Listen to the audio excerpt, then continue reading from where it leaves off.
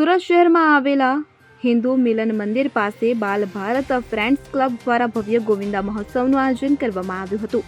આ પ્રસંગે ગુજરાત રાજ્યના ભૂતપૂર્વ કેબિનેટ મંત્રી અને ધારાસભ્ય પૂર્ણેશભાઈ મોદીએ ગોવિંદાઓ સાથે પરંપરાગત ઉત્સવમાં ભાગ લીધો। બધાને જન્માષ્ટમીની શુભેચ્છાઓ પાઠવી હતી। આ ઉત્સવમાં શ્રી ગણેશ ઉત્સવ સમિતિ શહેરના કાર્યકારી પ્રમુખ અનિલભાઈ બિસ્કુટવાલા, ભૂતપૂર્વ કોર્પોરેટર શ્રી દીપકભાઈ આફ્રિકા, મહામંત્રી મયંકભાઈ બદાણી, સુનિલભાઈ સોપારીવાલા, યોગેશભાઈ ઠાકુર, અગ્રણી વડીલ ધનસુખભાઈ શાહ અને અન્ય મહાનુભાવો જોડાયા હતા। કાર્યક્રમમાં અનિલભાઈ બિસ્કુટવાલાએ લાકડી ફેરવીને અદ્ભુત દાવ બતાવ્યો અને બધાને મંત્રમુગ્ધ કરી દીધા હતા। ગોવિંદા મહોત્સવની વિશેષતા એ હતી કે યુવા સ્ત્રી શક્તિ પણ ગોવિંદા બની શક્તિ અને સંસ્કૃતિનો અનોખો સમન્વય દર્શાવ્યો હતો। વડાપ્રધાન નરેન્દ્ર મોદી દ્વારા પણ મન કી બાતમાં આ પરંપરાગત તહેવાર ગોવિંદા મહોત્સવનો ઉલ્લેખ કરીને દેશના યુવાઓની લાગણી, એકતા અને સંસ્કૃતિની પ્રશંસા કરી હતી।